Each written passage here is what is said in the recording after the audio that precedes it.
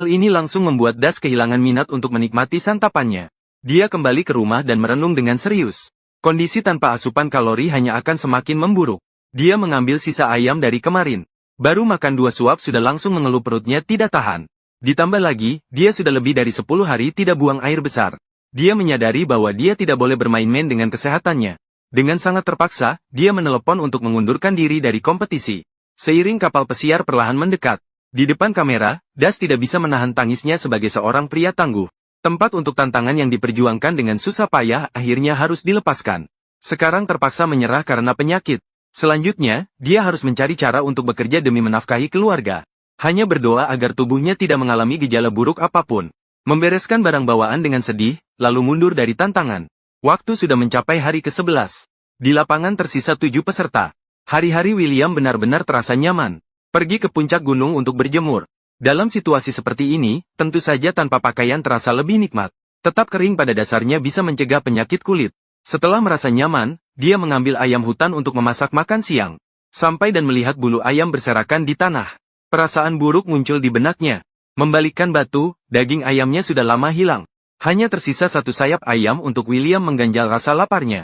Probable Pinmarton, tidak ada terjemahan yang jelas untuk istilah ini, kemungkinan nama atau istilah khusus yang tidak bisa diterjemahkan.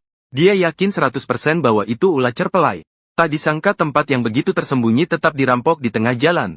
Tampaknya makanan hanya aman jika langsung dimakan. Di sisi lain, Jake pagi-pagi datang ke tepi sungai untuk memeriksa jaring pancing. Seperti yang diperkirakan, ia kembali tanpa hasil. Hal yang patut diperhatikan adalah, sejak awal hingga sekarang, ia belum pernah makan protein. Jaring pancing dibersihkan dan kembali dipasang di sungai. Harapannya untuk makan daging hanya bisa ditunggu hingga kesempatan berikutnya. Bahkan di alam liar, kebersihan pribadi tetap harus diperhatikan. Memanaskan air mendidih untuk mensterilkan celana dalam. Namun saat itu, sebuah kecelakaan terjadi. Air mendidih secara tak sengaja tumpah dan mengenai tangannya. Rasa sakit yang menyiksa langsung menyebar ke seluruh tubuh. Setelah sedikit tenang, ia memeriksa lukanya. Berdasarkan tingkat keparahannya, luka tersebut sudah masuk kategori luka bakar tingkat 2. Dia sangat menyesal karena malas dan tidak memakai sarung tangan. Dia segera kembali ke perkemahan untuk merawat lukanya. Setelah membersihkan luka dengan disinfektan, dia membalutnya dengan kain kasa berlapis-lapis. Selanjutnya, harus dijaga sebisa mungkin agar tetap kering. Hal ini juga berarti pergerakannya akan menjadi terbatas. Waktu telah memasuki hari ke-12. Sejak kehilangan rusa besar tua, Timo selalu merasa kesal.